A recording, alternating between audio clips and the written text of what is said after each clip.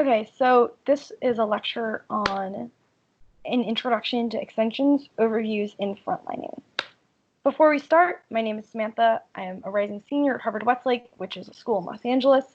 I primarily do circuit/progressive Lincoln Douglas. I also went to policy camp, so I'll try to apply most of the concepts I discuss here to policy as well.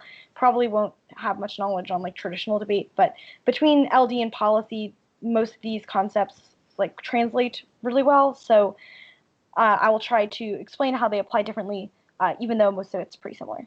This lecture will cover two main parts. The first part will be overviews and extensions, and the second part will be frontlines and blocks.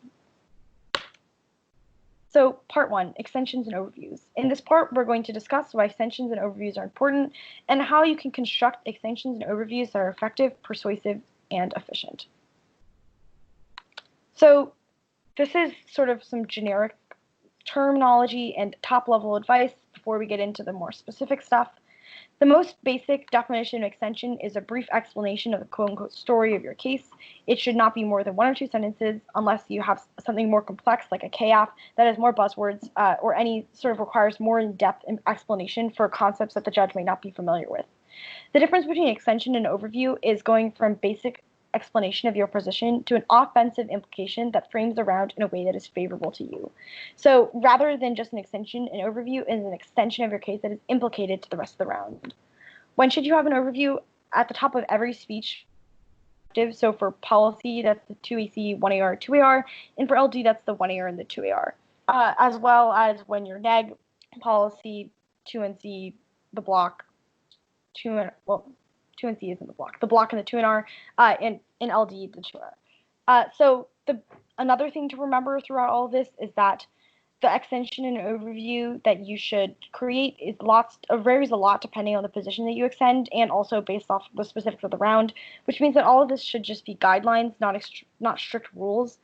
This is also just like how I like doing my overviews and extensions, and I think it's worked pretty well, and I think it's pretty good. But if you discover something else works better for you, or somebody else suggests something that you think is good, you should go for it. These aren't like a definitive rule book on how to do overviews and extensions. And most of all, you should feel free to be flexible based off how each round is different and the specificities of what is important in each individual round.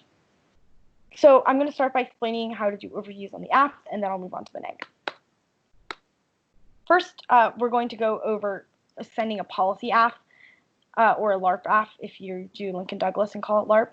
So first, we're going to talk about how to do 1AR extensions. So policy extensions in the 1AR are pretty straightforward. They should have 1 or 2 quick sentences of explanation of what your scenario is, and then they should have some top-level impact framing arguments that sort of apply to any possible off-case position that the negative could read. So, for example, you could explain your scenario in 1 or 2 sentences, and let's say your impact is American hegemony. You could then explain why American hegemony is an impact filter that turns every other scenario because American hegemony prevents war. Another suggestion is that you could make an argument for why structural violence, if you have a structural violence impact to your app, you could make overview level arguments for why structural violence should always come first before extinction, if the 1C, for example, is a bunch of extinction dissads.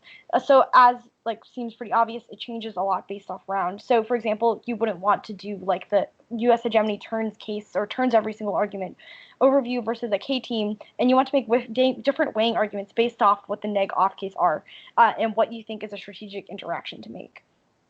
The last thing is that you can explain your scenario and do the above mentioned weighing on the line by line if there's a lot of case arguments in order to avoid redundancy. So for example, if there's 2 minutes worth of case and you know that you're going to have to re-explain your case scenario on the line by line anyways, you can make your overview shorter or not even there at all because you know that you'll have to explain your scenario on the line by line. But you should only do this if you're confident that you're going to have a rigorous explanation of your scenario while responding to a giant case dump. So here's a quick example. This example is from the Jan-Feb military topic in LD or the arms sales topic in policy with a Saudi app. You should notice how, I'm not going to read it aloud, but you should notice a structure of it. There's a sentence at the top that explains what the app impact is and why the app solves for it. And then it has 2 weighing points. The first is a weighing point for why the affirmative impact is probable and why probability is important. But the second is the more important one. The second one explains why the app impact of Middle East instability turns every single other scenario. So in this case, it claims that Middle East stability instability primes the conditions for war, and stabilizing the Middle East removes those incentives, which prevents escalation in any other conflict.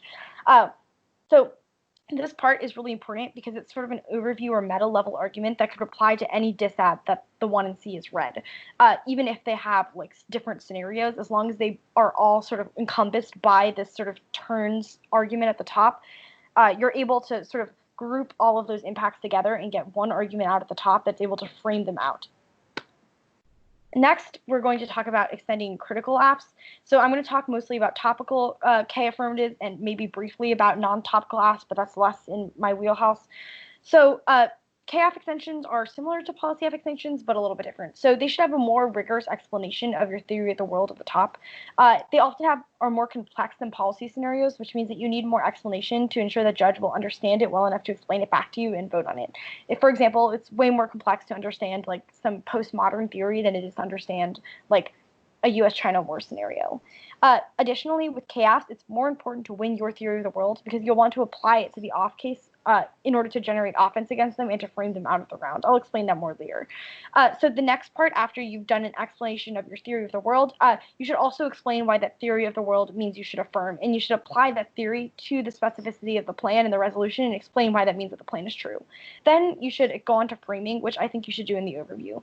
So framing on a KAF is really, really important and much more important than framing on a disad because the utility of a topical KAF specifically is using the framework in order to frame out or sort of make a bunch of their arguments not matter. So, for example, if you've read a settler colonialism AF and you've won that the theory of settler colonialism is true, you then want to make a framing argument for why that means that the judge's ethical obligation is to put settler colonialism at the center of their ballot, which would allow you to do things like read Case of Extinction against disads, which means that like extinction focus is bad in settler colonialists, which means that the framing argument you've made in your overview all of a sudden brackets out the disad from being a factor in the round. Or if they read a tier theory argument, make an argument about how that's an attempt to bracket out indigenous sovereignty or discussion of indigeneity or recenter settler stability, which you can then link back to the framework overview argument you made for why settler colonialism is the most important sort of like value in the round.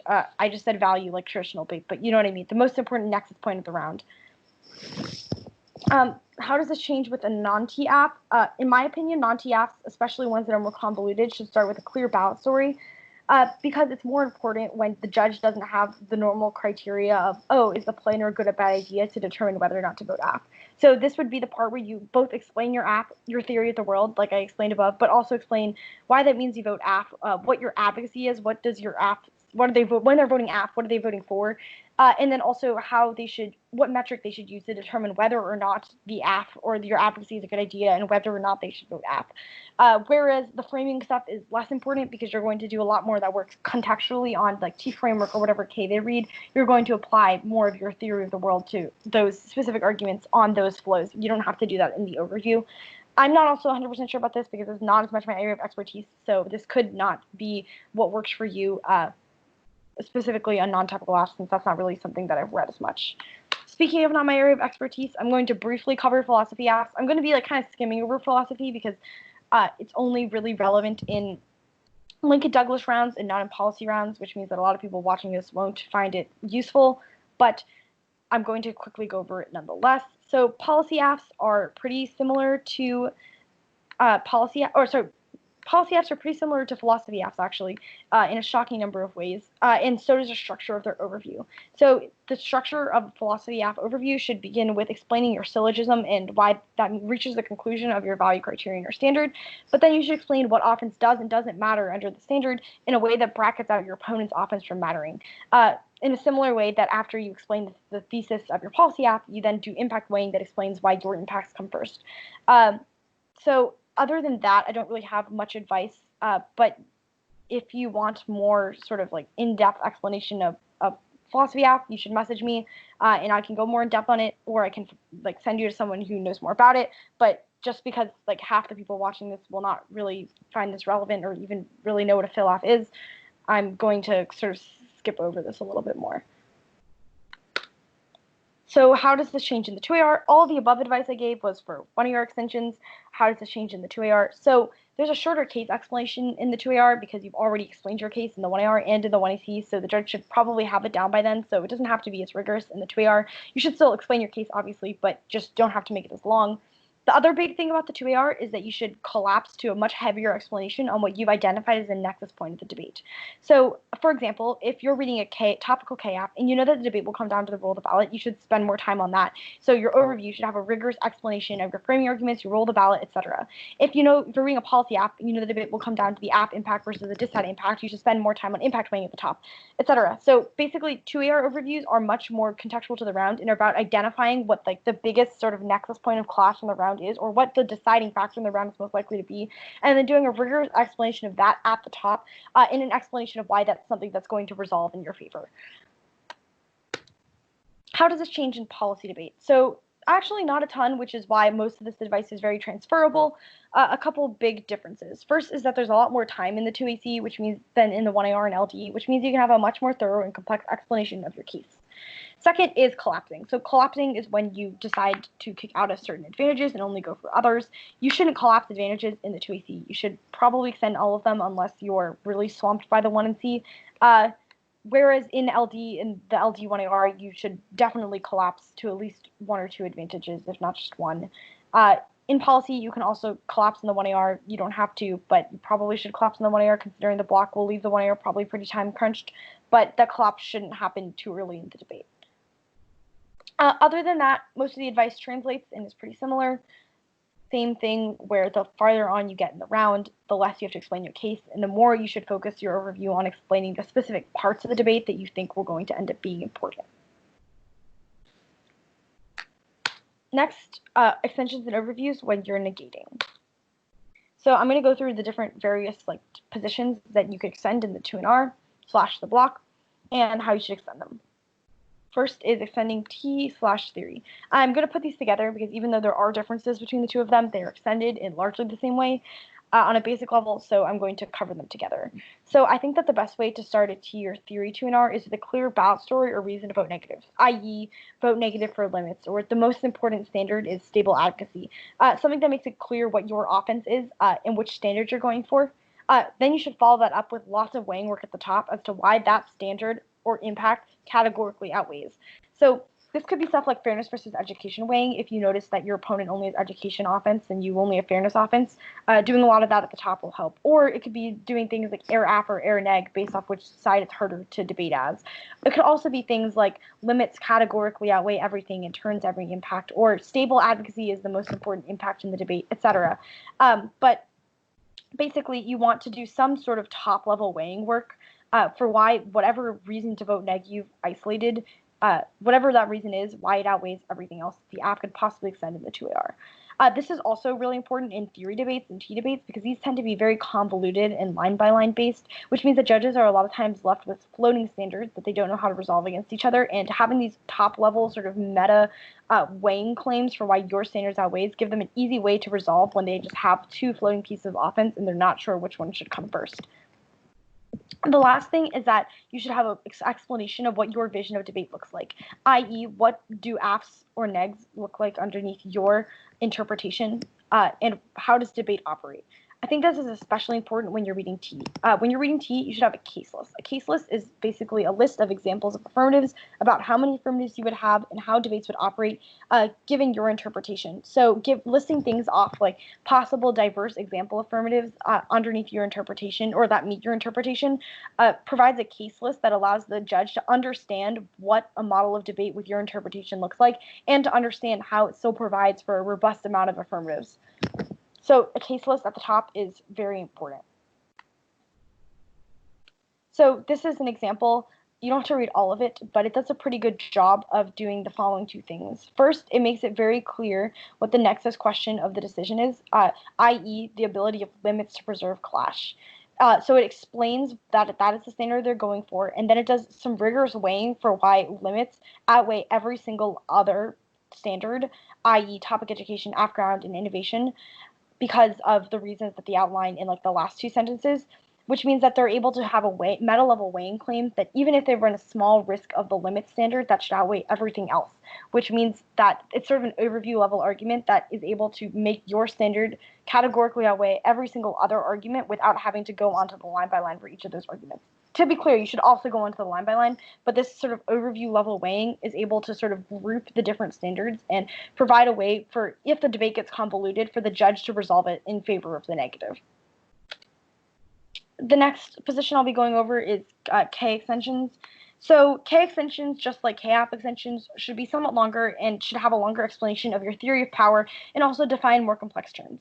You should never assume that your judge knows the buzzwords of your K, because if you're wrong, they're going to be utterly lost, and that's basically an auto loss. So explaining basic terms and basic concepts in the overview is important. In my opinion, you can also integrate some like quote-unquote sections of the debate, like links or framework, into the overview. So for example, or especially if they're like very important to the round. So for example, if you realize that the 1AR only has gone for like weigh the case and extinction outweighs, putting framework in your overview could be perceptually good and also give you more time to explain the framework debate. So that's something that I think is possible and I think is strategic, but it's also not necessary, and you can just do that in the line by line. Some things you shouldn't do in the overview is just explain your link, framework, alternative, etc., and just put it all there in the overview. Instead, you should take each of those sort of parts of the debate and you should put them onto the line by line where they belong. So for example, let's say that the 1AR has a point where they make a link turn. You should do the link debate there. Or they have another point where they say that the alternative can't solve. You should do the alternative debate there, instead of having just one giant overview that is like a minute long and explains everything about your K. So in that vein, K overviews should have a tendency to get really, really long, but you should try to keep them around like 30 seconds is what I would aim for. Maybe a little bit longer if your K is more complex, or shorter if it's more basic, but should not be like a minute-long overview that you just try to like cross-apply to the line by line, because a lot of judges won't evaluate that sort of like quote-unquote implicit clash that you're claiming is happening. Instead, you should just win your general theory of power in the overview, but then apply that general theory of power to the specificities of the line by line on the line by line, which means that you don't really need as much in-depth or contextual explanation in the overview, but you should make it shorter because you want to save that contextual explanation for the line by line. Here's an example with the settler colonialism critique. Notice how it's 4 sentences long, and it's an explanation of the basics of settler colonialism, what settler colonialism as a theory says, and why that means that the settler state is irredeemable, or why that means the settler state is irredeemable and decolonization is the only ethical choice. It's not in depth on any of these, and it's not explaining the alternatives, the link, etc., or framework explicitly, but rather positing a broader theory of the world, the way the world operates, and later on it'll go on to leverage the claims in the overview against specific parts of the 1AR. So for example, if the 1AR makes a claim that like incrementalism is good or the state is redeemable, the overview part, the part of the overview that talks about sort of like the jurisdictional or the lack of jurisdiction of the United States to govern in the first place will then be cross-applied or applied more specifically to the context of whatever card they read to say incrementalism is good. So that's the benefit of sort of doing a shorter overview that just has broad thesis level claims and explanation, because then you can take those broad thesis level claims and explanation and apply them contextually to whatever specific 1AR arguments they've made, rather than just doing it all on one giant sheet that the judge doesn't know where to flow it. Because if you just rant for a minute about settler colonialism and then are like, oh, we answered that in the overview, it makes the judges feel really confusing and more likely that they're not going to be able to evaluate that clash between arguments. The next type of negative argument is a disad. So disad extensions are much easier. In my opinion, they should have just one quick sentence that's the quote-unquote story of the disad, and then they should go into impact weighing. So what sort of impact weighing should you do at the top? So first, you should include one or more metrics of weighing, such as magnitude, probability, reversibility, time frame, etc. You've probably heard that list before. And then you should explain why that metric that you've chosen outweighs. Lastly, and most importantly in my opinion, you should have a turns case claim. A turns case claim is an argument that the impact that the disad has turns the impact of the affirmative. To give an example, if the disad's impact is US-China war and the affirmative's impact is the economy, you can make a claim that if US-China war were to happen, it would cut off trade, which would collapse the US economy. In that way, the impact of the negative turns the impact of the affirmative, which means that you also are able to both solve for and access their impact. So this turns case claim is really important, and also it's something that you should do in the overview at the end of your weighing. So after that, you should just go into the line by line, and you can explain more of the specificities on the line by line. I'm going to give an example. This example is shorter. Normally, you could have more weighing for why, like, there are different metrics, so like A, magnitude, B, probability, etc. But I've just put 2 because I need to fit in the little box that I made. But look at the structure. So the structure is one sentence that explains what the disad is. Then it has 2 points. The first is a metric that they've chosen. i.e. magnitude, and they explain why the disad outweighs under magnitude. And second, they have a turns case claim for why the disad impact turns the affirmative. You don't need to understand the specificities. If you debated the LD topic, this is an extension of the CBW or chemical and biological weapons disad. If you don't, it's fine, but you need to understand the structure, which is a sentence of story explanation, and then points of weighing, ending with a turns case claim. Next is the counterplan. So extending counterplans is also pretty straightforward. You should start by explaining what the counterplan does. You should make it precise and clear, because a lot of times, especially longer counterplans, get really convoluted. And then you should explain, contextualize each advantage, why it solves each of the affirmative advantages. So that's pretty straightforward. What does the counterplan do? Why does it solve the AF? Then you should usually tell the judge to evaluate the counterplan through a lens of sufficiency. So what does it mean to evaluate the counterplan through a lens of sufficiency? That means that the counterplan doesn't have to solve 100% of the affirmative advantage. It just has to solve enough of the AF advantage for the disad to outweigh the mitigated risk of the advantages. So that sounds a little bit confusing. I'm going to give an example. Let's say that the affirmative has a U.S.-China relations scenario about how if U.S.-China relations collapse, war will happen. In the AF, hypothetically, the AF could win that the plan improves U.S.-China relations more than the counterplan, i.e., the plan makes U.S. and China like love each other, and the counterplan just makes them like okay with each other. But as long as the counterplan improves relations enough such that there's not a total collapse of relations, and therefore there's no war between U.S. and China, there's no impact to the solvency deficit, because both the counterplan and the AF sufficiently solve U.S.-China relations to the point where there's no war, which means that it doesn't matter if the AF solves U.S.-China relations better, because the counterplan solves it sufficiently, which means that if there's a disad or a net benefit to the counterplan, that would outweigh the AF, because the AF has a mitigated risk. Lastly, again, not really going to go too far into philosophy, but fill and Cs, probably similar to extending a fill AF. It's not really my area of expertise, nor is it something I know about a ton, nor is it relevant in policy. So I'm kind of going to skim over it, but I would imagine that you extend the syllogism in much the same way you would do for a fill AF, explain what offense does and doesn't matter, and then explain your contention offense under that, and then go on to the line by line. Again, if you want more information, just message me, and I'll either try to answer your question or set you up with someone who can. Lastly, how does all of this change in policy? Again, generally it's pretty similar, because most of the explanations I gave above were for LD, but honestly, most of it's pretty similar. All the stuff I said above should be done in the block, not the 2NR, because you have more time in the block. And you also want the 1R to concede weighing arguments, because then you can extend them in the 2NR as dropped arguments.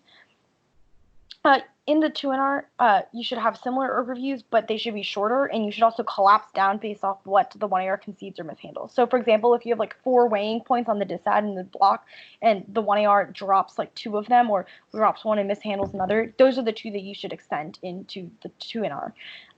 So the 2NR overview and policy is similar, but more condensed because you have less time. The second part of this lecture is blocks and frontlining, and it'll answer the question, how can you most effectively utilize pre-run prep to create and organize your frontlines? So I'm going to start off with some general advice at the top. The biggest thing here is that this process should be all about you and what works for you.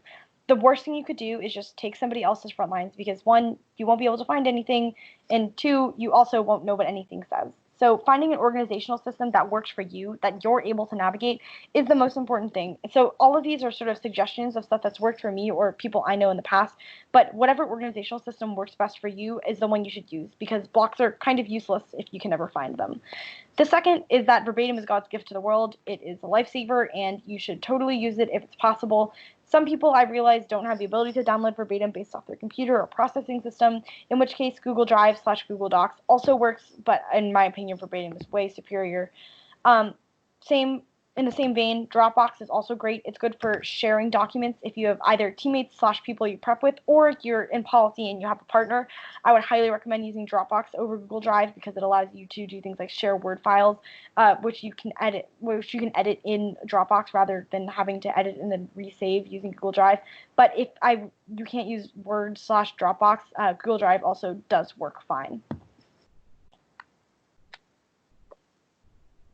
So first I'm going to go over blocks and frontlines negating, because this is like really baseline and pretty straightforward and won't have a ton of information on it. So the sort of TLDR or most complicated way to explain neg blocks and frontlining is that you should just put pre-written extensions and cards in the file that they belong to. So, for example, if you have a file on the econ dissad, you should have a 1NC econ dissad with all your 1NC cards, and then you should have a header that says 2NR econ dissad with all your 2NR materials and 2NR extensions. Pretty straightforward. That's the way I organize it. I guess if that's not something that you think is good, you can also use some of the organizational tips I'm going to give for organizing app frontlines. But in my opinion, generally, that's the best way to organize neg files. Especially another note is if you have case negs to specific apps, I usually just save those as different files themselves, i.e. like case neg versus xapp. I think that neg organization is generally way more straightforward than affirmative frontlines because generally you can get away without having specific 2NR blocks or extensions written out, whereas 1AR slash 2AC blocks are like pretty important to have. So I'm going to move on to affirming. So first off is when do you need pre-written blocks? Mostly they're in the first speech after the first negative constructive. So in policy, that's the 2AC, and in LD, that's the 1AR. It's especially in LD where the 1AR is really, really time crunched. Pre-writing blocks to some extent is really important because it allows you to be efficient when you don't have a lot of time because you're responding to 7 minutes worth of arguments in 4 minutes. Another thing to keep in mind is that card responses are very, very important and way more important than analytics because it's much harder to cut a card during a round or during prep than it is to write an analytic out during prep. So especially things like disads or specific cases that require carded responses, you should focus on creating carded responses to those versus stuff that you can write out analytics to during prep time.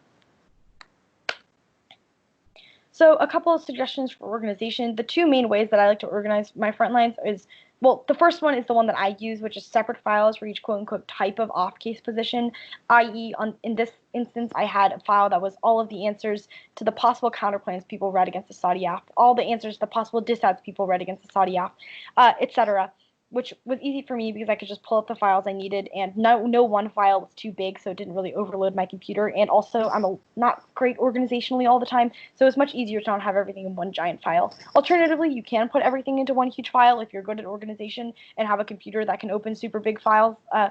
For me, that didn't work super well because everything got disorganized because I just had so much stuff in one file. But if you're organized and are able to still keep headers with like counterplan frontlines, dissad frontlines, etc., that should also work for you. Really, this is more up to you.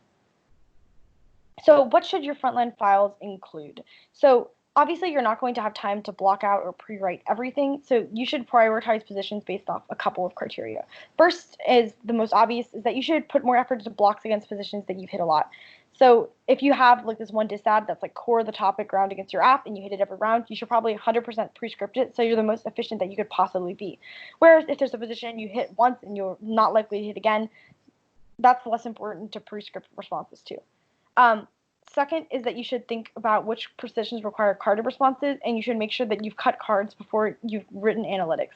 As I said earlier, it's much easier to write analytics during prep, whereas it's very difficult to do the research necessary to find cards during prep. So you should prioritize finding carded responses to positions, even if you haven't written out the analytics, because you can write out the analytics in round as you need them, but it's much harder to do the same for cards. Additionally, in this vein, you don't need to pre-script literally everything. This is like a misconception. You can also read their evidence during a round and come up with answers then, especially if the dissad is bad or less common, or you can even write out analytic responses that you think of in the moment. Those are all both very possible, whereas it's not easy to do the same with carded responses. So that would be my take on whether or not to prioritize cards versus analytics. The last thing is that you should think about which positions are the most quote-unquote true, i.e. like a terrible politics dissad, you probably shouldn't spend a lot of time writing blocks against because you know it's just going to lose to pointing out how bad their evidence is and the fact that there's no internal link. But if there's one dissad that's really, really true against your affirmative or has a ton of topic literature or a ton of cards and kind of articles about it, you probably should spend more prep versus that one because people are more likely to have better evidence and better arguments, which are likely to be more persuasive and more threatening. Something I started doing that I think was a life changer was modular blocks. So basically, instead of having like an 8-point that you read every time you hit the econ dissad, you have little modules. So the modules would be different like arguments, I guess, or argument categories that you make, and you can mix and match them to create different speeches for each round. So for example, in the example I have above, instead of just having like a 1, 2, 3, 4, 5 point of the econ dissat, I've had a little header that says straight turn, and I have the arguments that create the straight turn. I have some non-unique arguments. I have the impact turn. I have the link defense, etc. Which means that if I get into a round and I decide that I want to go for the impact turn, I want to indict their Smith evidence, and I also want to put some link defense, those are the 3 things I can read, and I can just put those together in the round. But then if another round I decide that I want to read the impact turn, but I also want to read the non-unique, and they didn't read the Smith evidence, so I don't want to have to read the Smith evidence indict, then I would put those together. So it allows for much more flexibility and allows for you to react in round to the specificity of their dissat instead of answering every single econ dissat or every single Afro-pessimism K the exact same. So there's a lot of examples in which this could be useful. For example, lots of the time you want to read your shortest possible blocks because you're super duper time crunched. Other times you want to read the impact turn because you think that your opponent doesn't have back files updated and won't be able to defend their impact. So there's like lots of context specific or round specific differences that could change which type of 1AR or 2AC you want to give. And modular blocks allow you to easily construct a new or different 1AC or 2AR or 2AC or 1AR instead of just having one that you blindly read every single time, which means that you're also less block dependent and are more flexible based off the round. So that's the way I would recommend doing your blocks. So a last final note is we're going to talk about block dependency. So some fear of people who sort of pre-write blocks too often is that they'll become dependent on those blocks and unable to generate arguments on their feet, react in round, or sort of have any creative on-the-spot thinking. So I'm going to go into some benefits of frontlining things, some dangers to over-frontlining, and then just the conclusion of what I think you should do with this information. So the benefits of pre-writing arguments are like plentiful and a lot, and I 100% recommend that you, for the vast majority of times, do prep, pre-write your arguments, and don't use like fear of block dependency as just an excuse to just not do work beforehand. So first is that they're more efficient. Obviously, even if you're really know your argument, you're a good speaker, you're never going to be as efficient speaking off the top of your head as you are going to be reading off, which means that especially in speeches like the 1AR where efficiency is very important, a huge benefit of having pre-written blocks is that you're able to be efficient. Second is that you've also would have thought out all of your arguments if you've written blocks on them before, and also have researched them more in depth, i.e. if you just get into the round and figure out what you're going to say to the dissat in the moment, you're less likely to have done the rigorous topic research to cut cards on the dissat, understand the complexities of the dissat, and be able to understand it in a more educated way. In this manner, creating blocks creates more argument understanding and also incentivizes you to do more research and delve deeper into the topic literature and get more education. A third thing that is important to me and a little bit more obscure benefit to pre-writing arguments is it reduces in-round pressure.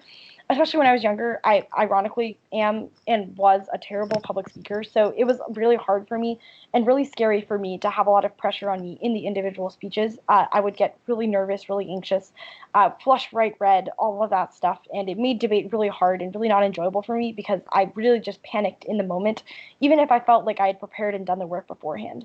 But pre-writing those arguments helped a ton for me because I was able to feel like I was prepared, knew what I was saying, I felt more confident, etc., which was a huge way for me to release in-round pressure because I was able to prepare for every single possible scenario before the round, which made me feel more confident and prevented me from sort of freezing up in the moment. So this might not be an issue for everyone, but even if you are just worried about freezing up in the moment or getting nervous speaking, pre-writing, personally at least, has helped a lot in getting over that fear. Lastly, it improves comprehension of the arguments. So even a common objection to pre-writing arguments is just that you don't use the vast majority of your front lines. And so it feels like a lot of wasted work, but I would disagree with this. I have lots of positions where I've written extensions of them that are like super, super long, and I've just never read them because I've never needed to, but it did help me understand the argument better because the act of writing the extension forced me to explain the argument in my own words and in a manner that was presentable, which helped improve my comprehension of the argument, which means that even if you never end up using your blocks and you just end up sort of making stuff up in the round, the act of writing the block will help you understand both your app and the positions you're responding to better, which is a huge benefit. There are some dangers of pre-writing arguments, however. First the biggest one is that you can become over-dependent on blocks. Why is being over-dependent on blocks bad? Well, it creates a lack of flexibility and means you're unable to react to new arguments. This is a scenario where you're so used to only being able to read off pre-written things or read off things that either you've written or someone else has written for you, that when you're hit with something you don't have a pre-written response to, you don't know what to say, and you're not prepared to come up with new responses to it, which is obviously a big issue in a debate space where a lot of times people break new positions or new AFs. Second is that you can have a tendency to miss the specificities of each round.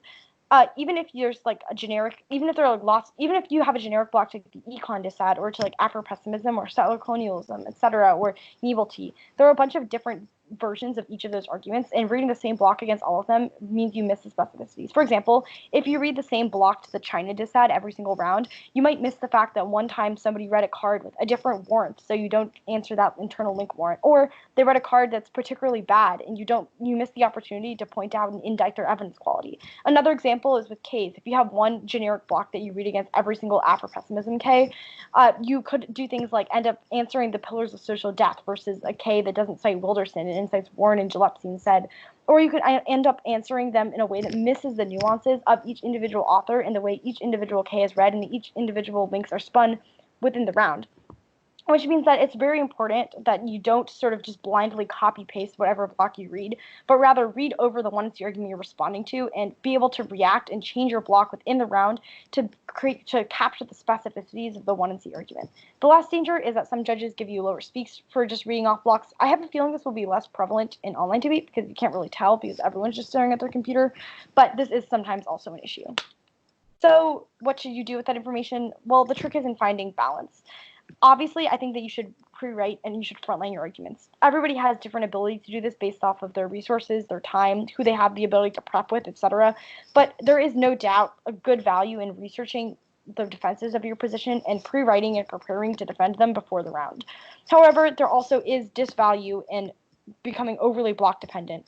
I think that the biggest danger of block dependency occurs when you just take other people's blocks that they have written for you, because you get to the point where you're no longer generating these arguments on your own, but you're rather just reading the arguments someone else has wrote. This is pretty bad for a couple of reasons. One is that you don't know what the argument says, and if you're required to explain it back to the team or the judge in a later speech or in cross-ex, you'll likely make a fool of yourself. Second is that even if it improves your chances of winning that one round, it doesn't improve you as a debater, which should be the ultimate goal, because even if you have a higher chance of winning that round, you haven't gotten better at debate, which means that you're screwed for future rounds, for all the reasons I explained earlier about your lack of flexibility. If you ever feel like you're only able to read pre-written stuff and not able to accept stuff on the spot, there are tons of drills you can do to combat that, such as having to answer positions without your blocks, or having your opponent or teammate or person read a new position against you that you've never seen before, and trying to generate new arguments against that on the spot. So there's definitely ways to counteract block over dependence, and it shouldn't be sort of like a fear of yours that you're going to become overly block dependent if you frontline things. I think the only risk of frontlining things is becoming a well-researched and educated debater, which is obviously something we all want. Like a final note, obviously everybody has different abilities to frontline stuff. It's much easier to frontline things if you have more access to articles because it's better behind paywalls, if you have more teammates, if you have more coaches, etc. But that doesn't take away from the value of frontlining to the best of your ability.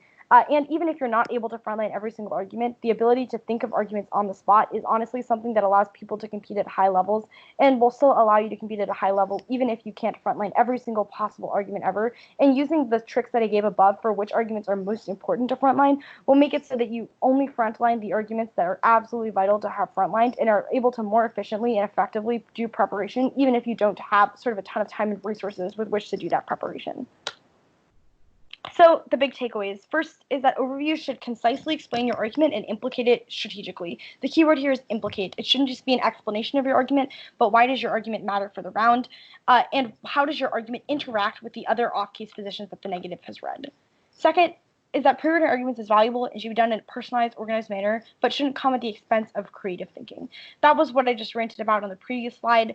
The importance of doing it in a way where you are making sure that you are generating the arguments. It is a way that is accessible and makes sense to you. You can find your arguments. You can find your blocks. All of that is extremely important. And so is the value of creative thinking. Lastly, all of the above are guidelines and not rules. The most important quote-unquote rule is that you should react to the round you're in and prepare for debates in a way that works for you. There's no sort of one-size-fits-all policy that will allow you to have the perfect extension or block for every single scenario. So paying attention to the specificities of what's going on in the round is what's going to be able to set you apart as a debater in a positive manner. So none of these should be sort of things that you think you always have to do. Instead, you should just remember that these are all just guidelines or sort of a bare bones structure, and you have to fill in the gaps with your own knowledge of debate and your own knowledge of what's going on in the round and the specificities and the different contexts that each round presents. With that said, the lecture is over. If you have any more questions, you can contact me. That's my email, smcloughlin1@hwemail.com, or you can find me on Facebook. I'm happy to answer any questions related to this lecture, related to debate in general, or anything you want to ask about. I promise I don't bite, and I will text you back, and I hope that you feel comfortable reaching out to me. With that said, I am not sure if we're doing questions because I was dumb and didn't pre-record this lecture before, so I'm going to ask Johnny, who I don't think is listening, if we're doing questions. I was listening. Oh, you were? No, but I don't have any questions. Okay, bye.